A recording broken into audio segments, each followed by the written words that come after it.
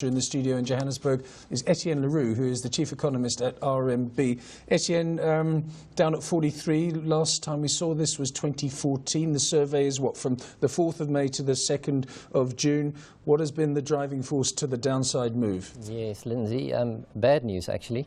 So 6 index point down to 43. It suggests that a growing majority of our respondents, and bear in mind that it's spread across 5 sectors in the economy, so a growing majority of our respondents are unhappy with prevailing business conditions. In the second quarter in particular, confidence dropped literally 21 index points when it comes to new vehicle dealers and retailers. Confidence levels among many retailers also came down about 8 points. So those are the 2 key sectors or industries that saw quite a significant deterioration in confidence.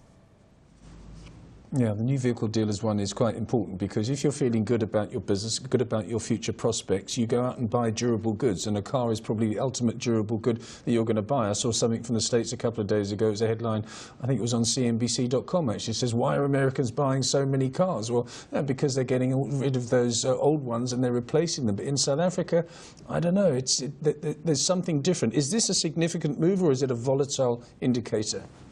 It is volatile, but still, Lindsay, to come down 21 points in 1 quarter, that is significant in everyone's book.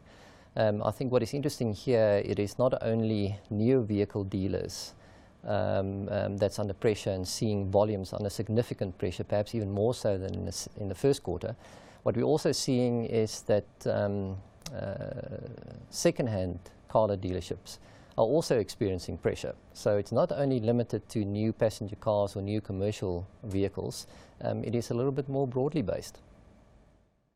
Not good. Retailers also, they came down by 8 points to 52, still a pretty high number compared to various other of the sub-indexes. Is there a distinction between retailers and retailers, whether it be apparel or furniture or groceries? Did you notice any trend there? Yes, absolutely. And it's not a good trend, unfortunately.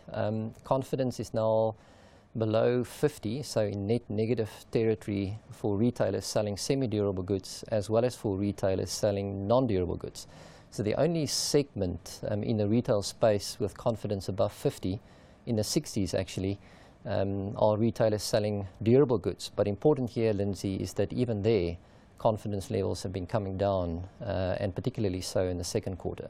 So once again, generally speaking, not a very good picture, and it obviously talks to consumers that are under a fair bit of pressure, and the reason for that is we're quite familiar with those.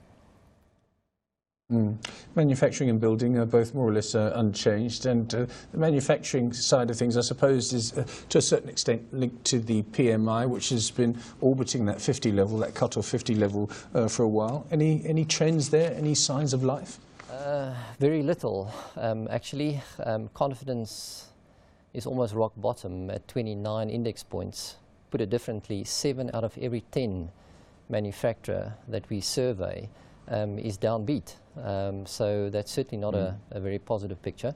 This is a sector that is battling, it has been battling for quite some time, and it's truly a sector that's getting hit from all over.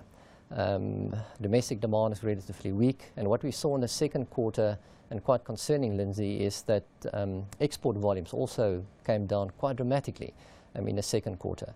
So at the same time, demand is weak, and production costs are going up. So whether that's raw material costs becoming more expensive because the rand is weak, or whether it's Eskom, it's certainly a sector that is battling. What we're also starting to notice is that demand has been so weak in the second quarter, much weaker than what many manufacturers actually initially anticipated, and as a consequence they now had to cut back production because inventories are going up. So that's truly a reflection, among many others, of a sector that is battling and not going anywhere anytime soon. This is quite disturbing. I mean, your last couple of sentences really did hit home, and when you get to the bottom line part of your report, which you kindly sent us earlier on today, it says, a lack of demand lies at the heart of the decline in business confidence in the second quarter. Lack of demand. We're not spending, and we're a spending-based economy. It's not great. Consumers under pressure for many reasons, and if it's not high electricity tariffs, then it's all sorts of other things. the weakness in the demand also comes through, as I suggested earlier, weakness in foreign demand for our products, locally manufactured products. Lindsay, what is concerning over and above everything we've chatted about so far is that we're starting to see a trend here, and this trend in business confidence is one that for the greater part of the last 5 years, business confidence has been actually below 50 or just below 50 in that net negative terrain. And it is reflective of an economy that's actually stagnating. Now, the GDP data bores this out, because what we're seeing here is, if for the next 2 years we're going to see more of the same, in essence, the economy will have experienced 5 consecutive years of only 2% per annum growth.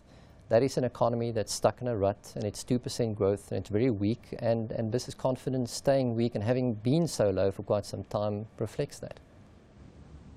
Ettienne, this is sobering stuff, but thanks very much for reporting upon it this lunchtime. It's Ettienne Le Roux, the Chief Economist at RMB.